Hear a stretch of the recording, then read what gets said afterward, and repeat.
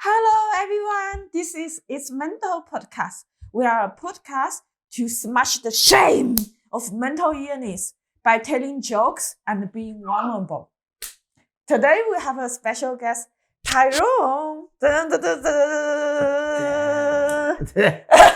Tyrone, can you introduce yourself a bit? My name's Tyrone. I go by Tyrone Stallone, the stage name. I do stand-up comedy, improv comedy, whatever. I do whatever I can to make money. So that's funny. Yeah. So are you a full-time comedian? I was, whatever that means. I was doing comedy a lot, and I was, I'm here on a comedy visa. Oh. It says like comicer on my visa, so. So Yes, cool. I'm a full-time comedian. Yes. Until Corona. Yeah. Until Corona. Now I'm just a full-time German student. Yeah, student. Yeah. What are you studying? German, Deutsch. Oh, okay. Learning Deutsch. Okay. So I can make real money. Because then the more money I have, the less mental illness I experience. If you are an audience by watching this show, you will know every time I have a person over, my dogs are fighting like crazy. They really want attention. So I give them a shout out. This is my new dog, Shifu. He's an adopted dog. And this is my dog, Panda. He's a privileged dog. Okay, now they had the spotlight. I think they'll be fine. Yeah, they'll be fine. Okay, good. Look at that. All right. Yeah. So, what's your relationship with mental illness? My relationship with mental illness? Your love. We broke up. Me and mental illness, we broke up. We were seeing each other. And then I was like, you know what? You too much drama, mental illness. And then I dumped her. Dumped them, they. Mental illness is non-binary. No, I mean, where do I start, man? I came from an abusive home. I've had relatives who committed suicide. I spent time in group homes. As a kid, I was in a mental institution for a while. You know what I mean? Like depression, obsessive, compulsive disorder, like all kinds of shit. You know what I'm saying? I had a rough life, so mental illness, it's always been there. You know what I mean? So it's a relationship. No matter how hard I try, I just can't let you go, mental illness. My one true love, always there for me, always will be. So for me, childhood also played a large role for my mental illness. Yeah. But from when you realize there's such a thing like depression, anxiety, or whatever, from which age you realize you have it? That I have it?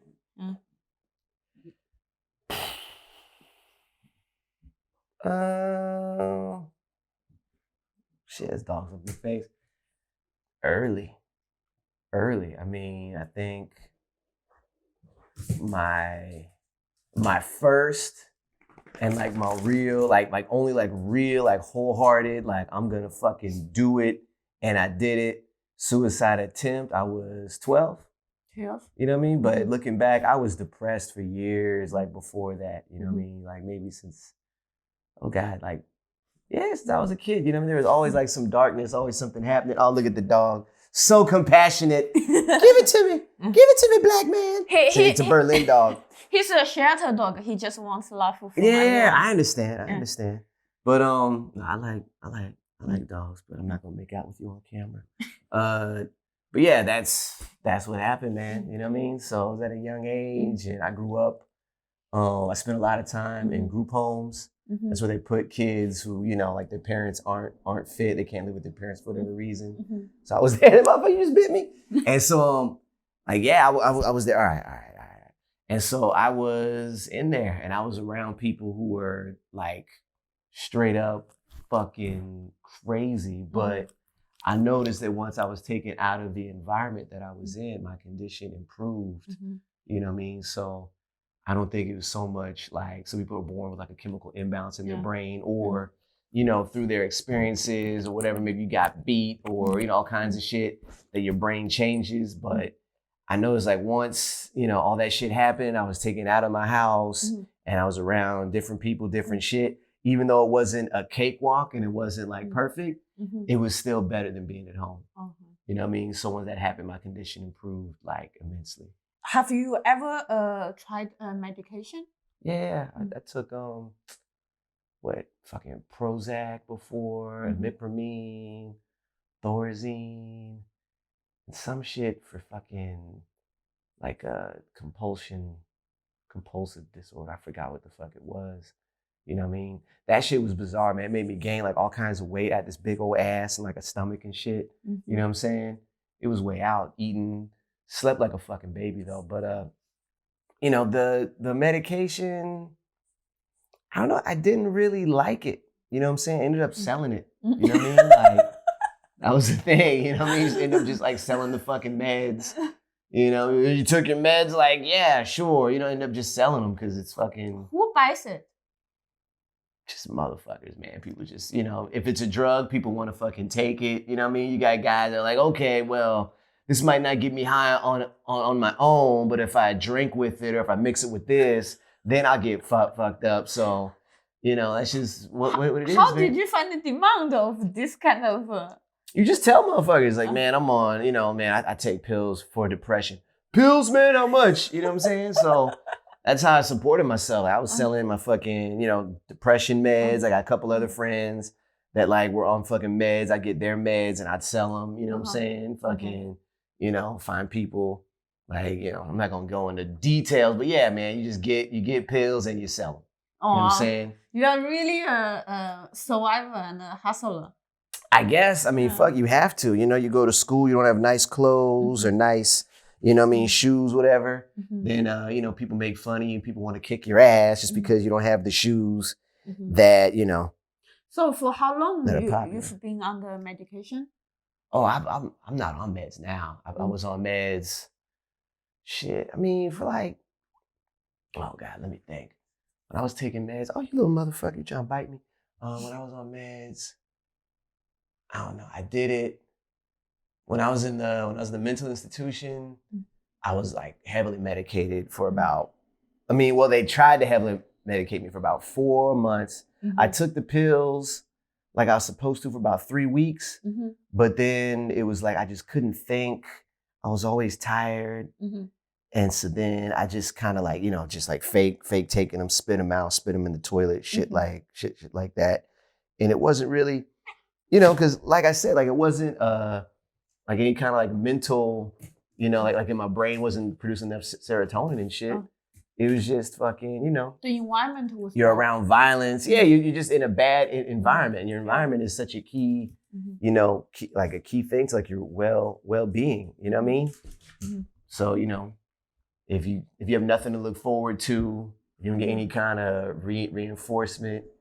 If you know, you're always like, if you're isolated, you always feel like you're some kind of enemy or that you're, you know, or that you're different, then it's gonna affect you. You know what I'm saying? And I don't think, you know, you can take pills, but I think the best way is just to get out of that fucking situation. You know what I'm saying? Pills just help you deal with it. Yeah. But why deal with it? Like it's not worth it. Yeah, exactly. I feel like if you are in an abusive relationship, no matter how many pills you take, it will not be better. Right. Most likely you will not be suicidal, but you need to change the environment. Yeah, but for some people the pills work, and if it works for you, then fucking take them. You know what I'm saying? Like I tried taking them. I did take them. I mean, fuck, if there was a pill that fucking worked, you know what I mean? And I didn't take all the pills, but they found something that actually helped me and worked. Like, yeah, you know what I'm saying? You never had some pills help you? Nah, because it's always a trade-off. Okay. You know what I'm saying? Because it's like, I'm not depressed, but I don't feel anything now. You know what I'm saying? So that's like, you don't get any lows, you don't have any highs either. You know what I'm saying? Like, you know, certain things like, you know, I'll take like herbal supplements and shit. And those will kind of help, you know what I mean? Those are great. Yeah, shit like... Bio glue are not the best. Yeah, you know what I mean? Shit like that, you know, ginseng, a little bit of stuff. Like I noticed that kind of stuff, masa root, maca, whatever it's called. That shit's, you know. Oh, you mean that type of herbal supplements? Yeah. I was thinking about something else. Oh, okay. Oh, you talking about that? I mean, but that can help or that could not help too. You know what I mean? Like I don't think that's just something, you know, take for like fun. But I'm like depressed or something. Usually it's something like I need to work out or my diet shit. I didn't get enough sleep. I'm not staying hydrated. You know what I mean? I'm not resting enough. Or it's just I'm doing a lot of in it, or I'm doing too much, like, you know, as an artist, as a comedian, you're on stage and you're doing a lot of stuff. You're talking to people and you're entertaining this and that.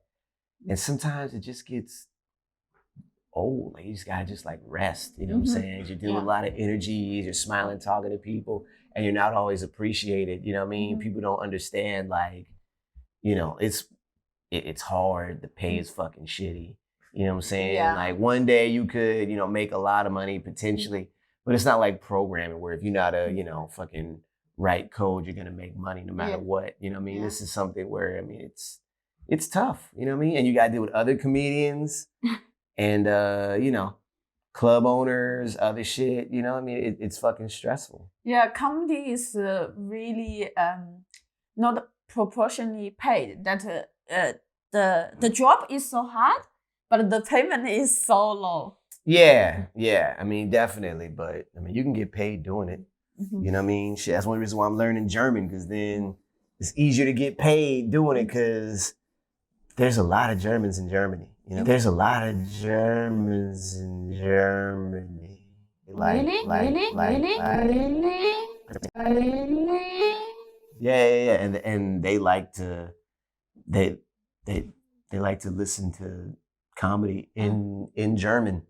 You know what I mean? Yeah, I heard there are a few Netflix special in German. Yeah. And they say the quality is That's what they say. I mean, I don't know. I don't understand it. You know what I'm saying? You put the subtitles on, but that's not the same. You know what I mean? Like, I don't think you got to be like a native speaker and shit. But yeah, I mean, that's one of the big things, man. Like, you can get paid doing comedy, then it's easier. But even for the amount of work that you do, that's what gets you fucking depressed. When you get like, oh man, I made this much money.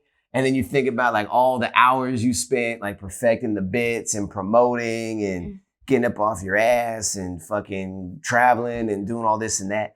If you start thinking about the amount of hours you put in versus the money that you got back, then it's then it can be very depressing. It can be very, very sad. But do you still love comedy? Yeah, of course. How did you start to do comedy? I started, let's see. Well, my dad, he did comedy. Like he was like just an open mic or whatever, and he would always listen to it, always do shit. And like he liked to drink, and then he would just get drunk sometimes and just have me tell him a joke, you know, make me laugh. And then it was like, you know, tell some stupid joke, and he would just give you like the most harsh notes, or he'd smack you around a little bit, you know what I mean? Like, you know, a 5-year-old talking about poop jokes, so fucking original. Like he would just go off, you know what I mean? So it was like mean, but eventually like it gets you better. You know what I'm saying? And then when you're living like, you know, moving around a lot. When you're moving around a lot of shit. No. I went to therapy. I can talk about this. When I went, like you go, you know, you move around a lot. You know what I mean? You're living in like different like areas where it's like, you know, like the group homes, foster care and shit. And you're meeting new people all the time. You know what I mean? And it's like, you know, I'm a little guy. You know what I mean? So always had to just be charismatic, funny, you know what I mean? Have to be able to read the crowd, do this and that. So, I mean, comedy is just a skill that I've honed for, I guess, my whole life. Not necessarily like because I wanted to, because I just fucking love comedy. It was like a survival skill. And for like a long time, people always told me I should do stand-up. And I never wanted to fucking do it because it was like, why, you know what I mean? Like, why do I want to make people laugh? Like, fuck. You know what I'm saying? Like I've been having to do that against my will forever. You know what I'm saying? Like I'm, you know, it was just like, fuck that. But I just decided that because I'm able to do it and I might have less difficulty than some other people, then I should just do it because, you know, I'm never gonna be like, you know, I used to, you know, like I used to love boxing, fighting and shit. I'd never be no world champion, you know what I'm saying? I just don't have, you know, I didn't start early enough playing music and shit. I didn't really start early enough and stuff. So I figured, fuck it, like I could just do it. You know what I mean? And eventually I learned to like it. But initially I just did it. A friend of mine, I was working at a theater in LA, and a friend of mine offered me free comedy classes. And you took a comedy class? Yeah. I thought you are natural. You don't need any course or whatever. I mean, a comedy course, it doesn't necessarily help or not help. It just you pay money. So then you're like committed to like doing it. Or in this case, I didn't pay. They gave me the course. They offered it to me. First they offered it to me and I said no. Then they said I could take it for free. And I said no. And then I found out the course was like $500. This is Los Angeles. You can actually like, you know, charge for that. So I said, okay. So I took the course and then I did it. And then it was like, okay, like that was kind of fun. You know what I'm saying? And then I was just doing comedy for a few months. And then it was like, you know, shit happens, lost my job, lost my apartment, lost my girlfriend.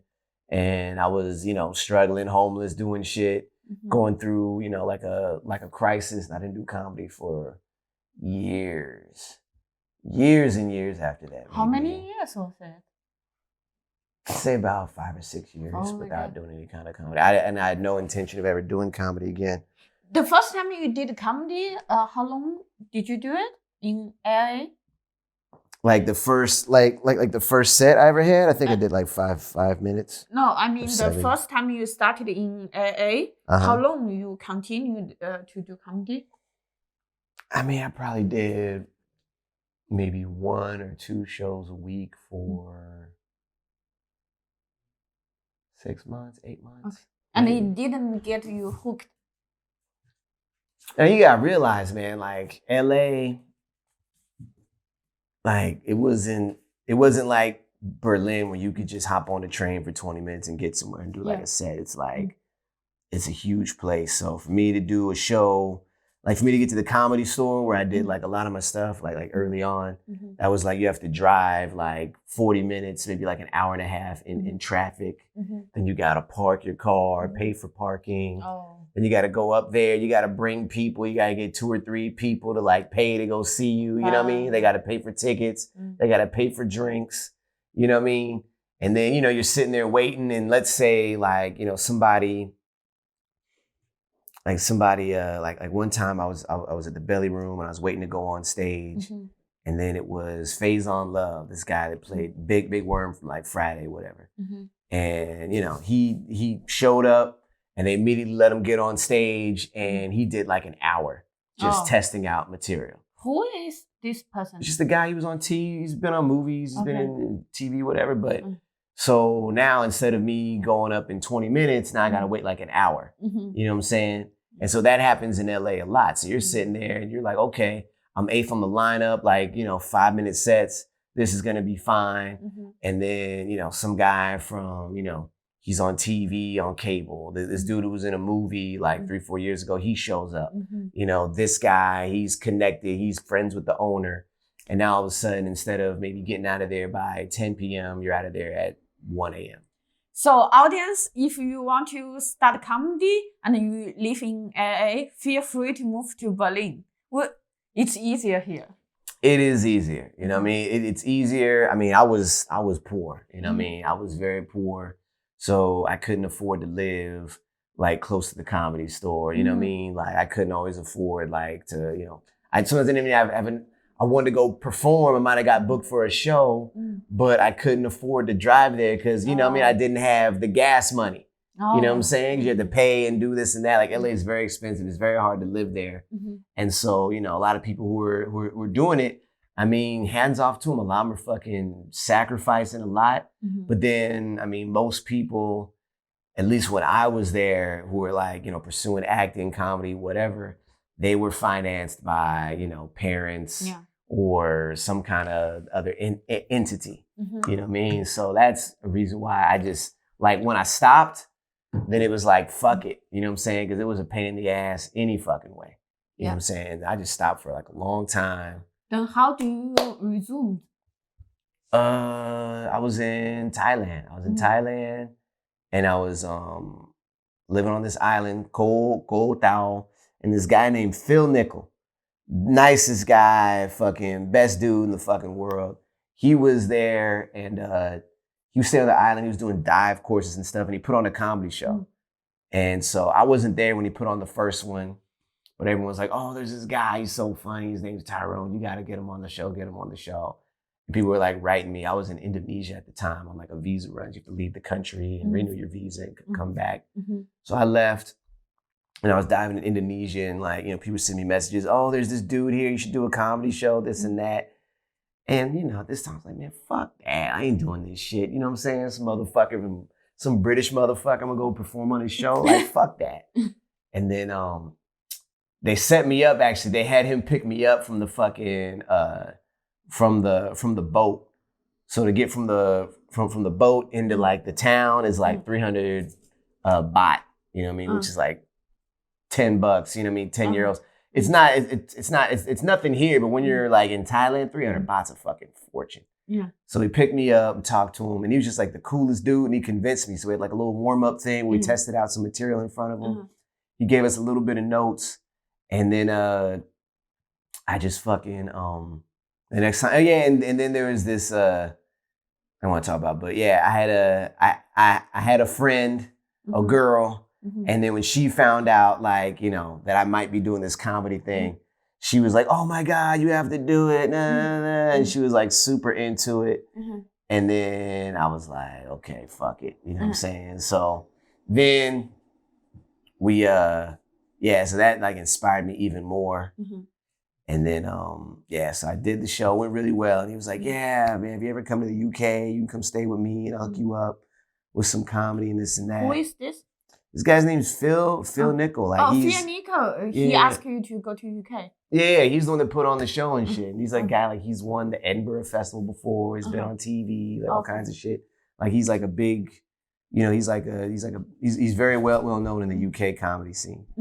So then I said, okay, cool. And then it was like, I was like, I'm still diving. So I went to stay in Africa, and I was there for a while, maybe like a year. And then I was like, fuck, I should just go do that like comedy thing in London before, you know, he changes his mind or some shit. So I went there, stayed for like 3 months. You know what I mean? In London? In London, doing comedy all the time. And then I came out here, I did 2 shows here, went back to London. You came to Berlin, did 2 shows? Yeah, I had a friend I went and visited, and I did a couple shows here. But then, you know, it's just hard because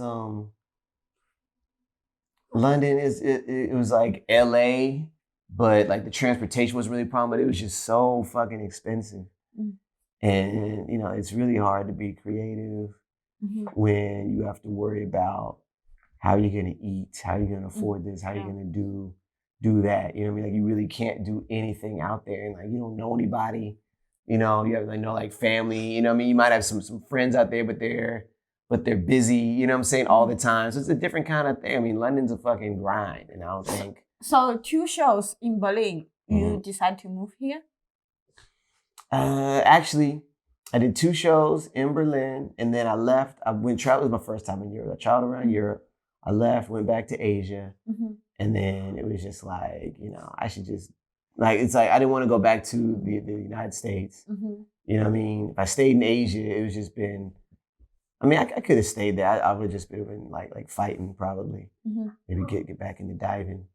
But then I decided like, you know, I'm going to go back to the UK.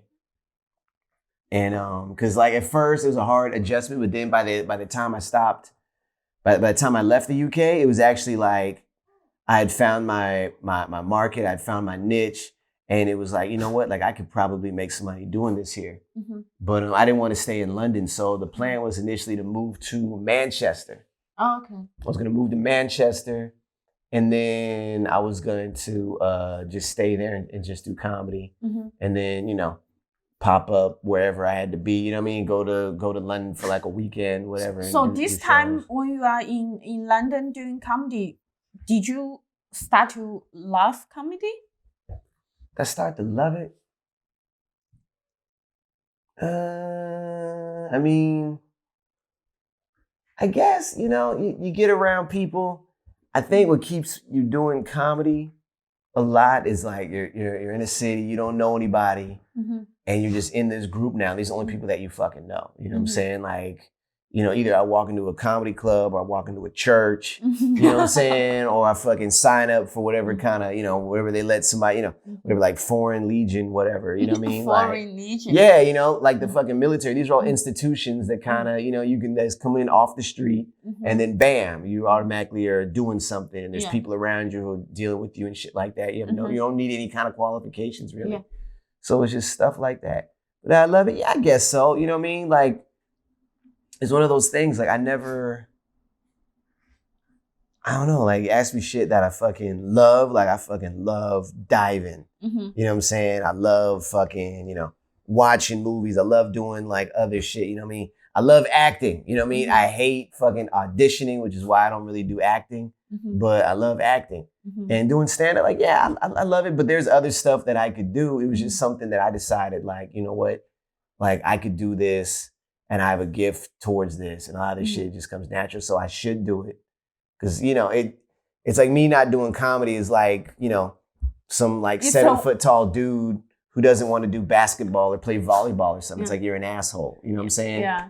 Because if you are in Berlin, you should come to see Tyrone. He is amazing. Wow. He is better than at least half of Netflix people. Well, that's very nice to say. If you are on Netflix, I'm not talking about you. I'm talking about the other person. Yeah, the ones who perform in German. That's what she said. I was supposed to move to Manchester, and I came here initially to, my friend, a couple friends of mine, good friends of mine, they were getting married here. So I was going to stay here for a month, and then I was going to go to Manchester and start doing comedy out there in the UK. And something happened, my accommodation, everything in Manchester, it fell apart. And it was like, fuck, like, if I go there, I have to like just stay in a hostel and try and find a place. And I said, well, you know what, Berlin, like it was during the summertime, it was nice. There's a comedy scene. I checked out a couple of shows, and then I just went on the whatever you find the fucking apartments, and I found a place like within days. Yeah. You know what I'm saying? Because it's not in Berlin. Yeah, it was in Adlershof. You know what I'm saying? But it was 2-minute walk from the fucking from the S-Bahn. Where is it? Adlershof. Adlershof. It's like 3-4 stops away from Schönefeld Airport. Is it like the village of Hitler? Adlershof. I think where Hitler. No. Well, Hitler's actually Austrian. Hitler's Austrian, but Adlershof, it's not that bad. It doesn't have the same, places like Matzahn, Hellersdorf, maybe like Brits. Those are more like famous for being racist. You know what I mean? Lichtenberg. It's always like, don't go there. Where I was at, I would see guys at the gym with like some tattoos that looked like, like those like runes and like weird tats and shit. But I never really had a problem. Okay. I'm saying never really had a problem. I think. Also because you have muscles. Maybe. But these guys were giants. You know what I mean? Like you got these big old your arm Deutschers. Is that what it is? You can't even tell I'm wearing black, but no, man, that's but I just decided just to stay. There was comedy here. I found a place. I could afford it. And then I was just tired of moving around. You know what I mean? Just getting tired and shit. I decided to stay and just do comedy. I've been doing comedy ever since. Yeah. You know what I mean? August 2017 or 2018. August 2017 is when I came here. I didn't get my visa till like 6 or 7 months afterwards, just because the waiting list, you know what I mean? It's hard to get in and do it here. But yeah, that was that. Do you feel comedy helps with depression and? Maybe for some people. I think. Look, man, if you suffer from depression, you actually have the depression, like you need therapy. You know what I'm saying? Like comedy, you have a good show, you kill it, You know what I mean? Fucking everyone liked your set. That joke worked. That's a great high. That's awesome feeling, but it's temporary. Yeah. You know what I'm saying? And your mental health shouldn't be predicated on the opinions or laughter of others. You know what I'm saying? But at the same time, you know, you're new in town, you're in a city, you don't know anybody, and you feel isolated, then comedy could potentially be a good way to meet people and network and form some relationships. You know what I mean? But you could also do that with poetry. You know, if you can sing or play music, don't even have to do it well, you could do that. It's just another like activity. Like I really don't think that, you know, if comedy is your sole source of mental health therapy, then you need to find a therapist. That's not good. You talk about a therapist. Have you been through psychotherapy? Yeah. Shit, off and on my whole life. I mean, fucking A. Like I had a therapist I was seeing here. And then coronavirus kind of tore that. I was only seeing her like once a month. It was like a free thing, you know? And I was like, you know, like once a month, is it possible to get it more? Like, you know, I was like, should I go more frequently?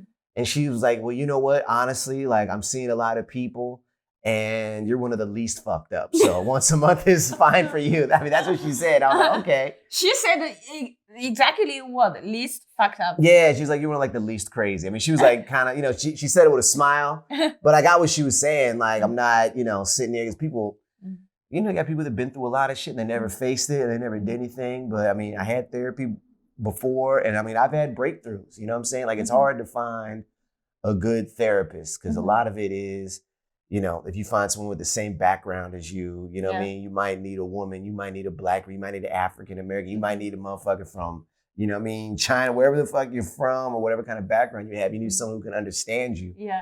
And just because you might have had a couple therapists and they were shitty, that just means you had shitty therapists. You know what I mean? If I go downstairs and have a doner kebab and then the next day I got fucking diarrhea, I'm not going to stop eating doner kebabs. I'm going to stop eating downstairs.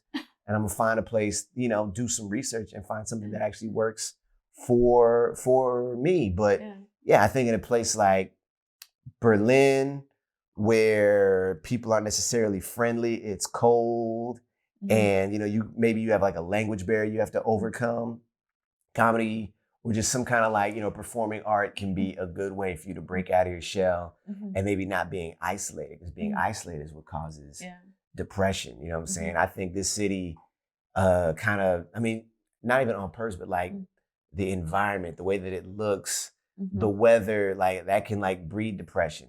And honestly, if I wasn't doing comedy here, if I wasn't able to do comedy here, I wouldn't live here. You know what I mean? I would leave, I would go someplace warm and sunny, you know, like it's a huge switch. I lived in Thailand, you know what I mean? Like for months and months and months, you know what I mean? Like off and on, like I stayed for a long, long time. And you go from a place where everyone smiles and says hello, you know what I mean? And like making friends is like that. And then you come to Berlin and it's like people, they just don't have time for that shit, you know what I mean? Or it's the same thing. Like you're happy, you're smiling, you're friendly. And then for a couple of weeks, not enough people like reciprocate. And then you just shut down and go in your little shell. There's all these people shut down their little shell because they're so scared because I smiled and the big mean German didn't smile back and now I'm sad. Like it is, you know, what it is, but definitely I feel like if you are a mentally healthy person and it's not, I mean, you're not just gonna get it. Like I had to learn how to do this and practice it, but you have to synthesize your own happiness. You know what I mean? Like really like doing. You know, do comedy because you enjoy it. Do it because, you know, you like the challenge or because, you know, one day you want to be Kevin Hart or whatever the fuck. But don't do it for mental health because that's just bad. I mean, you're hurting yourself. You know what I'm saying? And like people need to like dispel that fucking myth. If you do comedy and people laugh, your problems aren't going away. You know what I'm saying? It's the same thing. Like, you know, I eat food. But, you know, I'm still hungry. You know what I'm saying? Like, you're going to get hungry again. You have to fucking work on, maybe that's a bad analogy, but I'm saying that, like, your depression isn't going to get cured through fucking laughter. You know what I'm saying? Because if that was the case, then, you know, you wouldn't have so many comedians. I mean, shit, my dad was a comedian. He killed himself. You know what I'm saying? like I know this from a fact. Like, you know, I'm not you little bitches waiting for fuck, you know. I just want some attention. Like, no, motherfuckers in my family actually kill themselves. And I can tell you, like, they're funny as fuck, talented as fuck, you know what I mean? Not bad looking, very, very smart and everything, but they didn't get help. You know what I'm saying? And talking to strangers isn't like talking to a trained professional that you actually can connect with. Because like I can say I've had breakthroughs, you know what I'm saying? You mentioned breakthroughs. Yeah. Can you make an example? Yeah, sure. I was living in LA and, you know, it was just a hard place, man. So basically, so I was living in this apartment in this building, and I talk about it in one of my jokes, but not about this situation. But there were all these kids there, and you know, when I first met them, they're like 8 years old, 9 years old, and you know, I'm like I'm not quite an adult like their parents, but then I'm not a kid like them. Yeah. So I was like the cool kids. So you know, these young kids that come around asking for advice. You know, they need money. I pay them to wash my car. You know. How old were you? Oh man, like 22, 23, something like that. You know what I mean? But so I just had these things, you know, these kids around. So, you know, and then over the years, you know, go to the store, help them pick out a computer. Their mom, they might not know about computers and shit, you know, help them get set up, help them get on the internet, stuff like that. So I was friends with a lot of these kids. And then, I mean, it's America, right? So a few years later, they're turning 13, 14. Now this kid that I like watched grow up for like years, you know, he just got murdered. You know, he joined the gang, he got murdered. You know what I mean? This kid, he goes to jail. You know, this girl, you know what I'm saying? She's like a regular girl, and then something happened, and now she's just, you know, sexually promiscuous now in a way where it's like, I know something happened to her to make her this kind of thing. So I'm going through that. And then it's like, you know, hard to get a job, hard to make ends meet. My grandmother's an alcoholic, you know what I'm saying? Women in and out my life, but nothing's really working. You know what I'm saying? Like, you know, everybody wanted to fuck, but nobody wanted to be with me in a relationship. As weird as that was, you know what I'm saying? But that's just what was going on. So I had a lot of bad things happening in my life. And then I developed, I had IBS, irritable bowel syndrome. Oh. So that's just like, you know what that is? IBS, basically, it's like you just have like a weak stomach. So you're just shitting a lot. Oh, okay. You know what I'm saying? You're taking like little tiny shits like all the time. You know what I mean? Oh, you're like that sounds like me. Yeah. You just always just like nerves, like these little tiny shits. And it's like a little water with like little like shit nuggets in it. It's just this weird thing. And so I had that. And it was bad. And I took some medicine for it, Prilosec. And Prilosec, you know, if you ever get a chance, try it. It gave me some fucking awesome dreams, but they were fucking insane dreams. So, you know, I was getting chased. Like I was in a fucking car and I was in a car chase with fucking Jupiter. Like the planet Jupiter was fucking chasing me and I was driving away from like Jupiter and it was like spinning, running after me and making faces and flipping me off and shit. Like, so a lot of dreams like that. And then I went to this doctor. It was a naturopathic doctor. So he gave me some, what's that shit, acupuncture, you know, like a massage and stuff. Is this one Chinese or something? No, man. It was a black dude. Okay, dude doing acupuncture. Yeah, black dude doing acupuncture. Yeah, you're like, oh, black dude doing acupuncture. Yeah, exactly. Is that cultural appropriation? Appropriation? Nah, I mean, he just knew acupuncture. You know what I'm saying? He wasn't like, you know. I saw it. He didn't have like an accent or like anything. You know what I'm saying? He wasn't there. I give you acupuncture. I was like, dude, what are you talking about? No. He wasn't like that, but. You know, he was wearing like regular clothes. He wasn't like a monk or anything. But yeah, and he was just talking to me. And he was just asking like the right questions and really listening. And I just like snapped and I cried so fucking hard. And it was like convulsive, like that hard. And like all this shit was like just came out. And then it was like I was just cured. You know what I mean? Like I felt so much better after that. And then, you know, he gave me like some recommendations. And I just took his advice and it was like, shit got better. So just one session, it became better? Yeah, I mean, it was one session. I mean, I had therapy before, but it was like this one session And like I said, you find the right motherfucker, you find the right person. And this just happened to me. You know, some people, whatever you're going through could be different and shit. But for me, I had these problems, had these issues. And then we just talked and it like, I had this breakdown. And after that, you know, I was way, way, way better than I was before. Like my whole feeling, everything, you know, my bowel movements, like, you know, my stomach was still, because it was like the stomach acid and everything kind of fucks with, but it was like a huge improvement. It turned back to normal. And I didn't even have to take, like he gave me like some herbs to like take and shit, which kind of neutralized my stomach acid. And I had to eat like a certain amount of food, like a certain diet, so that my, you know, because like the lining was kind of fucked up. But then once that healed, I was fine. Okay. You know what I mean? So that's one of those things like, I mean, I know, sorry, Scientologists, but, you know, therapy works. And just get it. Like, there shouldn't be any shame to, I don't know why people would be ashamed about it. I think Scientologists are against psychiatry. Yeah, that's what I'm saying. Yeah. They feel like psychiatry is like a bad thing because they got their own version of psychiatry. You know what I mean? They got their own thing that they're trying to sell. And so, you know, you go to a therapist, you know, if you're mentally healthy, you won't become a Scientologist, and that's where they're against it. You know what I'm saying? Okay. So you also mentioned about OCD. OCD, yeah. Well, it wasn't obsessive compulsive. It was something, he said it was an obsessive disorder. And that was another thing. I was living with this girl, and like I never used to watch the news. You know what I mean? And you had to realize the news in the United States is terrifying.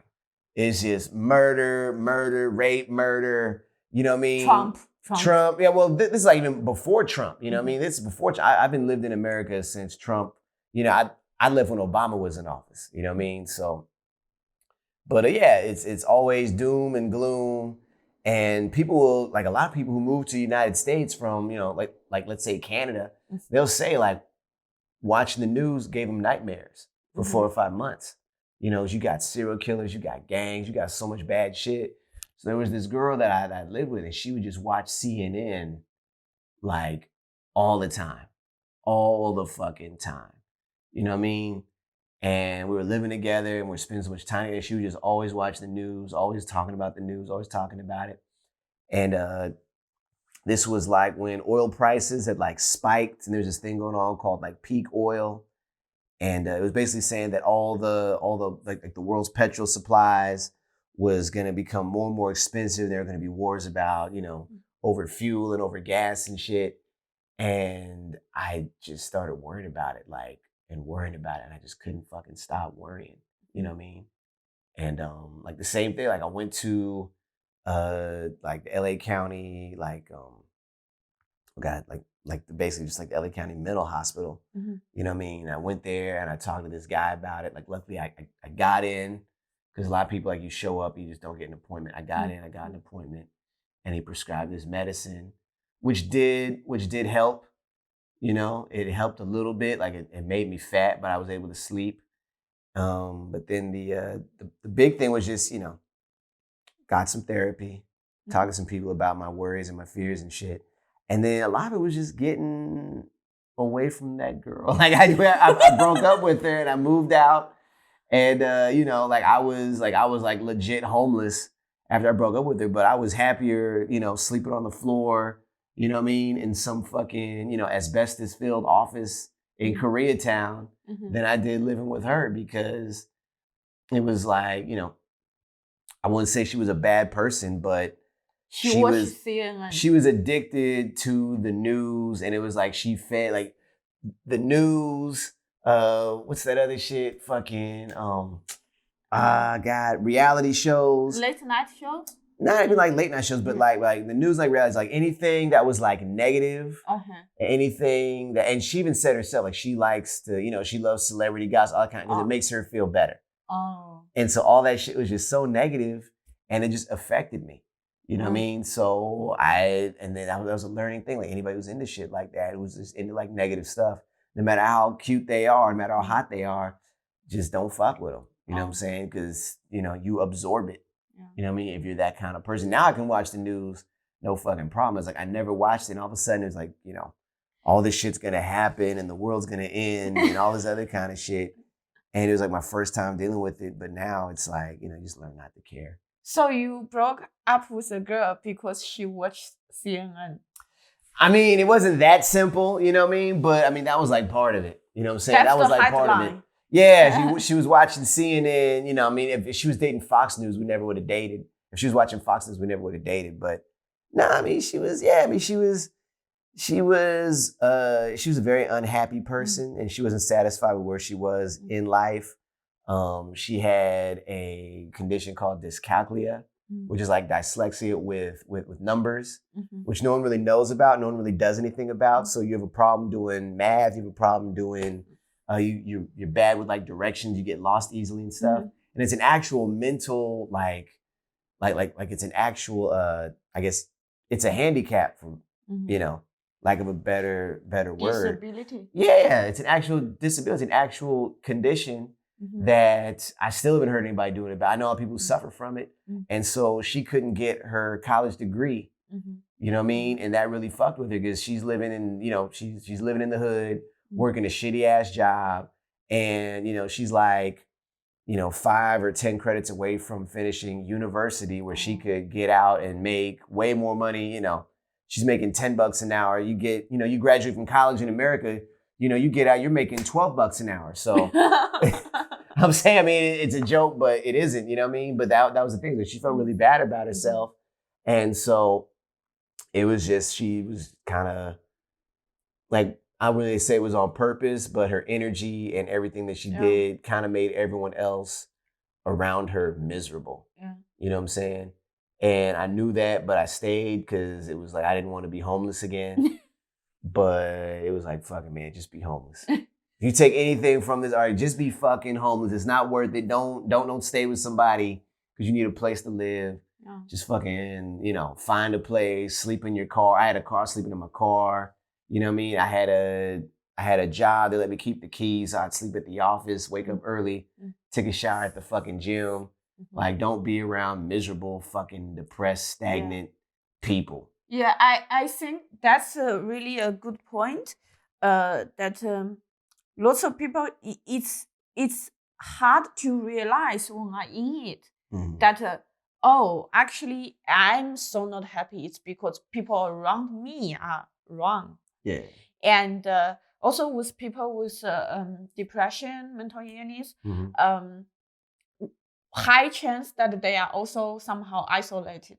Yeah. So with all the few people they actually have around, if they are toxic, then it's really fucked because I don't have anyone else, but the ones I have are shit. Yeah. And how to escape this reality, I think it's easier to do than you would think when you are in the situation.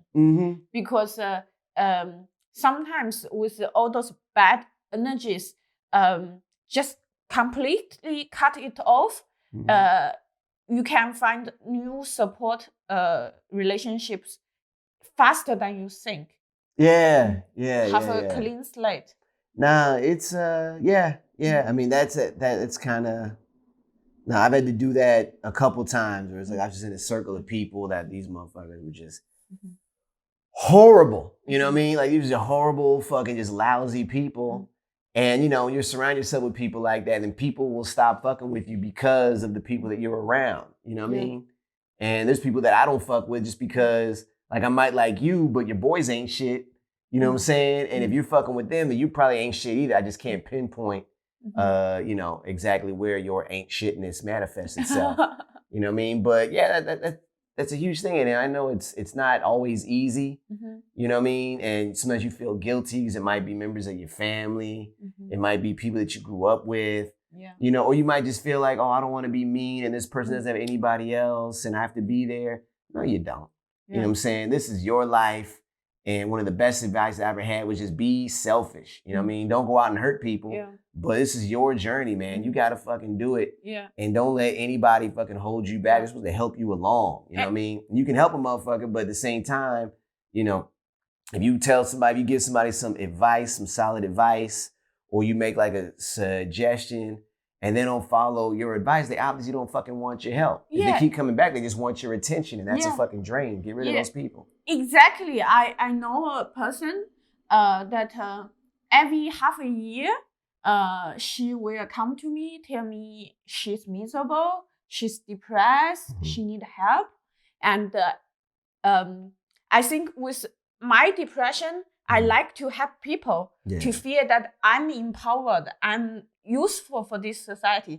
So I'm so engaged and so emotionally attached to help others. And every time this person comes to me, I feel so emotionally drained, and I really, really want to help her. And I tried all I can, and I tell her all I know, and make the action plans for her. Then after a few weeks, she'll come back to me saying she doesn't have an issue. And the situation become magically better, even she did nothing. And I try to persuade her, no, your environment is toxic, or please make change. And she start to say, you don't know about me. You don't know about my situation. Please don't make decision for me. And this happened like 4 or 5 times. Right. Then at one time I realized, fuck you, like, fuck you. I don't want to talk with you ever again. Fuck you. All you want to do is to fuck me up. Hey, yeah. Like, it's your journey. You need to help yourself. Yeah. And it's my journey. I need to help myself. I'm not going to spend my energy to help someone who doesn't want to help themselves. There you go. Yeah. There you go. That's what it is. And also with this toxic environment, I know not everyone can afford to change an environment, but I want to say there's more possibilities than you would think.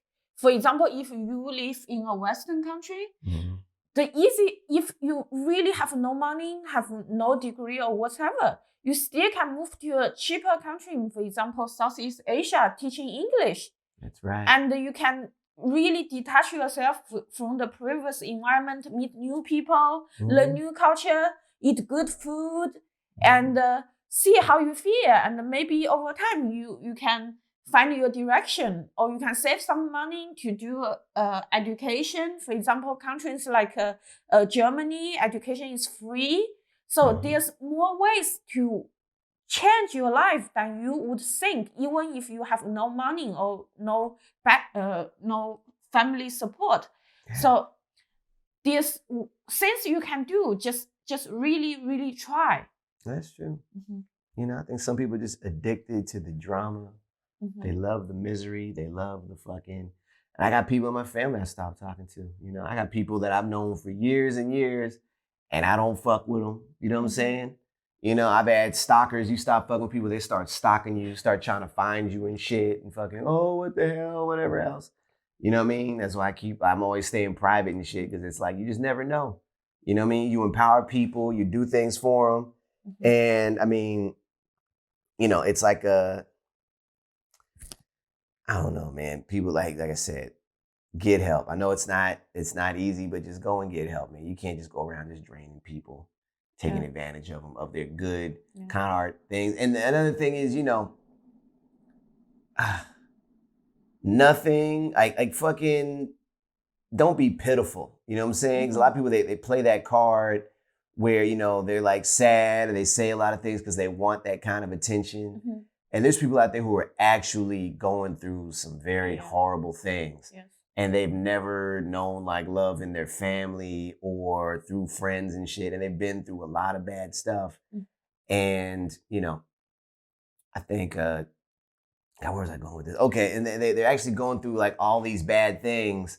And for you to sit there and just, you know, make up this drama in your head just for attention, it's kind of making it worse for these other people who actually need help, because then you have these experiences. And, you know, I used to help people all the time, and now I'm guarded. Like, I just don't, you know what I mean? Like, if you have bad thoughts, bad feelings and shit, don't talk to me. You know what I'm saying? Honestly, like, I'm not here to help you. Everybody, if you're sad and you have these bad thoughts, feel free to talk to me. Don't talk to me, motherfucker. You know what I'm saying? Don't. I'm done. I'm fucking retired. You know what I'm saying? I'm not qualified to talk to you. And at the same time, I done talked to motherfuckers ad nauseum, at length, and they still fuck themselves. I put my life on hold for people. You know what I'm saying? For like family members and like, you know what I mean? Be there every second of the day and made sure that they got up, made sure they went to work, made sure they stayed out of trouble and shit like that. You know what I mean? Grown motherfuckers, you know what I'm saying? Not even my kids. You know, I'm talking about cousins and shit like that. And they still fucked it up. Yeah. You know what I'm saying? They still did what they wanted to do because that's what they wanted to do. They love the attention. But at the end of the day, you know what I mean? And you got to just let people, sometimes people got to learn the fucking hard way. You know what I'm saying? And you helping them out, you're just prolonging the fucking inevitable. Sometimes you got to fucking hit rock bottom for you to actually, you know, elevate. Yeah, I totally agree with you. I think we need to distinguish a bit like people who actually need help and the people who just keep complaining and do shit, do nothing and drag everyone else down. Like my advice is if you know someone in real life, they ask for help, give them advice, but don't be emotionally attached and see if they come back to you and if has in between they made any actions to try to get themselves out of it or they are just bitching about all the time. If they bitch about all the time, fuck them. Yeah. Give them a fucking referral. Find a good place that offers like free mental health. There's what is it? Frauenkreise Center. Yeah. You know what I'm saying? And that's, I mean, it's for women, you know what I mean? But there's like guys that come in and out of there too, and it's free counseling. You know what I mean? You know about these places. Yeah. So when someone comes across, like, oh, I got this, I got that. You know what? Here's this. Yes. Talk to these motherfuckers. Yes. You know what I'm saying? Because these are professionals. You know what I mean? You can sit there and be like, I'm gonna help this person, but you don't know what you're doing. They're gonna end up bringing you down. You know what I'm saying? It's a lot easier to get mentally ill than it is to stay mentally well. Yeah. You know what I mean? It's important to set a boundary to say, I can help you, I can give you advice, but I need to be a bit distant because I need to protect myself. And myself is the most important thing. Yeah, shit, man, motherfucking, look, misery spreads like COVID. You know what I'm saying? More than COVID. More than COVID. You gotta, you gotta do it. You know what I'm saying? You gotta stay positive, man. You know what I mean? You get the, you know, what is it, man? You know what kills worse more than fucking cigarettes? Cigarette smoke is stress. You know what I'm saying? Don't let these motherfuckers give you secondhand stress. You know what I'm saying? Because I'm guaranteed the person stressing, they're going to outlive your ass. You know what I'm saying? Because it's more stressful to be around stressful people than actually be stressed yourself. You know what I'm saying? 'Cause at least if I'm stressed out, then there's moves I can make to end this stress. You letting another motherfucker stress you out, there's only one thing you can do to get away from that shit, and that's to fucking leave that person in the dust, man. Change your number, block them on all the social media, tell them, fuck no, move out of town, do whatever you gotta do. And I've done it, and it works, and it helps. And another thing you can do, if they give you secondhand stress and dragging you down, you can start to try to ask them to lend money to you. Then they will never contact you again. You can do that, or they give you money, and now you got this stressful person, because I've experienced that too. You say you get a rich motherfucker who's just miserable and they're just paying for their fucking friends. And now you're like, oh man, you know what I mean? Or the best thing is if you got two motherfuckers who are miserable, stress-filled, complaining motherfuckers and put them together. Matchmaker. Match them together. You know what I'm saying? In Germany, it's called a relationship. You know what I'm saying? You get two irritating motherfuckers, bam, put them together. And then they make taxpayers. They can be miserable together. They can talk to each other. I mean, I've done that too. Like, I'm so good at getting fucking stressful. You know, it's a succubus. You heard of that term? A succubus? No. It's something from, I believe it's ancient Greece. But basically, it was like these demons, and they would just come and they would like suck on your life force. They would just feed on, you know, these fucking parasites. When you get these parasites in your life, get them and have them hook up with each other. Put the parasites together and they can just feed and have these weird codependent relationships and shit. And you're out of the fucking picture. You know what I mean? That's all that you need to do, man. You don't have to sacrifice your own well-being for some other person, because 99.9% of the time, and I'm speaking from personal experience, they're not gonna fucking appreciate it at all. Exactly. They're not gonna get it. And then you're gonna be in your feelings, you're gonna be mad because you were expecting, you know, this fucking miracle turnaround and all, they're going to be grateful and I'm going to feel, and you're not. It's just not going to work, man. You know what I'm saying? You're playing with fire, and you can do comedy and shit, and that'll give you like a short burst of like, oh, I feel better. But nah, man, fucking go and get help. Mm-hmm. Get it. Yeah. So let's wrap it up. All right. So my final questions, it's not one question, it's a series of small questions. Mm-hmm. So if you are in a breakdown, mm-hmm. or if you wake up feeling horrible, what's mm-hmm. your routine or best practice? Shit. Go for a run. Go work out. You know what I mean? Go for a run. Go work out. Sometimes you just need to sleep. Mm-hmm. You know what I mean? Like, you got to realize, like, it's a natural process. No one's happy 24/7. You're not happy all the fucking time. Like, sometimes you feel like shit. Sometimes you feel bad. And those are just times to like reflect, just like chill. There's nothing wrong taking a personal day, shit like that, hanging out, fucking go have a drink, go do whatever. If it continues and it's like every day, then maybe, maybe you got a problem. Maybe you need to explore other avenues. But if I wake up and I feel like shit, usually it's because my dumb ass didn't go to sleep. You know what I mean? I fucked around and ate some. I like to eat like late at night, and I'll fucking make a big old bowl of like Korean ramen. You know what I mean? That shit that's like $1.29 at the fucking store.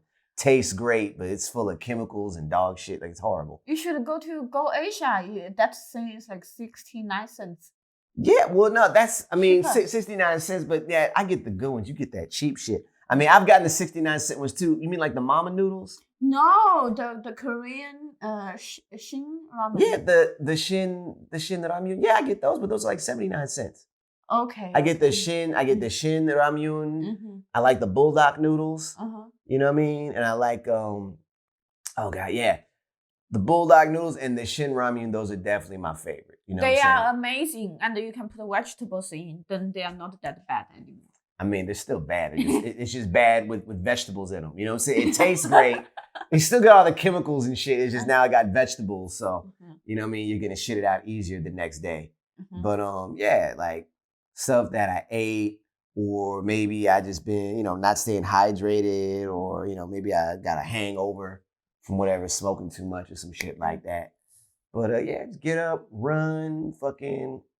watch some movies, just take care of myself, go out to eat something nice, and just treat yourself. You know what I mean? One of the things about doing doing stand-up, it can also hurt your mental health too. Mm-hmm. You know what I'm saying? So, a lot of times you're too hard on yourself, you're doing shows, you're setting unrealistic goals, and fucking, you gotta be your own baby. You know what I mean? You're feeling bad, fucking get up, give yourself a bath, shave, work out. Eat some nice food. Be kind to yourself. Go for a walk, you know what I'm saying? And do some shit like that. And that's usually what makes me feel better. Mm-hmm. You know what I mean? Eat lots of vitamin C. Mm-hmm. I eat oranges like a motherfucker. Cool. Then the next question. What's your favorite comedy special? Favorite comedy special, like in general, or for like depression and stuff? Preferably mental illness related. Mental illness related. Oh, man. There was actually one that I saw. Recently, the guy, Gary Goldman, he made one called The Great Depression. Mm-hmm. And that was just him talking about his journey with depression, how he dealt with it. That's an excellent special. Like, the dude's writing is fucking like incredible and shit. And there's stuff you could actually,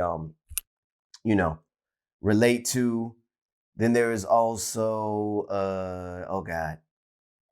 Richard Pryor. I think it was Live on the Sunset Strip. It was after he set himself on fire trying to smoke some crack.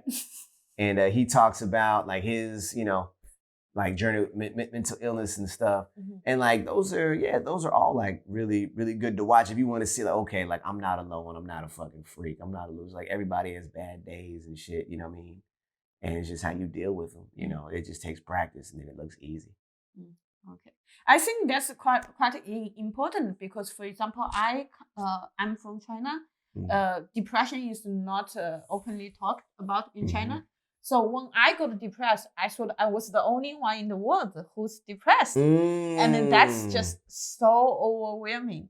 Then I started to do comedy. I found everyone is miserable, and I was much happier. It's in Berlin. Yeah, exactly. I mean, it's the same thing. I mean, in America, a lot, I think in the Black community too, people don't like to talk about depression. You know, it's getting better, but as a kid, it was always like a white person's disease. It was a white person's thing. White people, they get depressed. I ain't got time to get depressed and shit like that.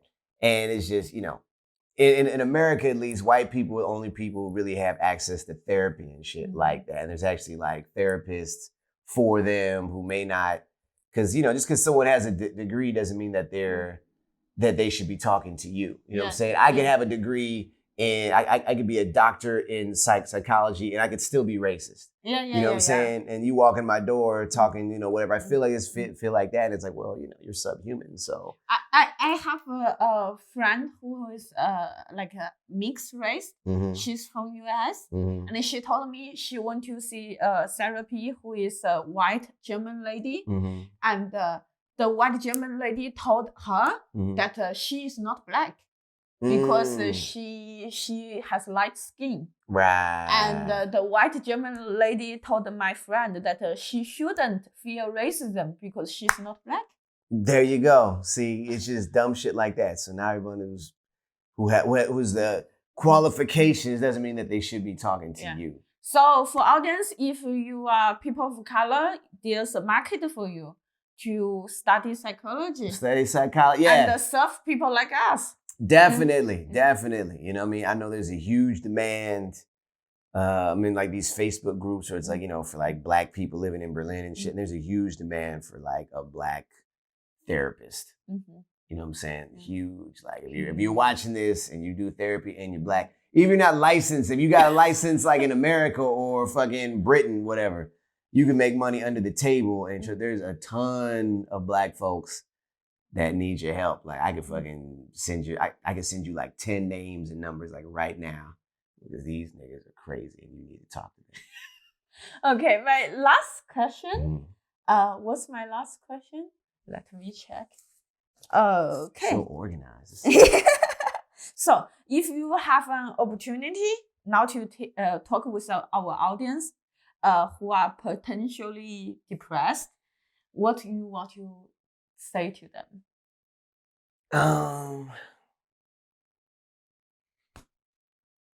The fuck is wrong with you, crazy motherfucker? Snap out of it. What the fuck? Stop choosing to live like this. Be happy and fucking get over it. No, honestly, I would say, just kidding. You sound like my Chinese mother. Yeah, you being white. White.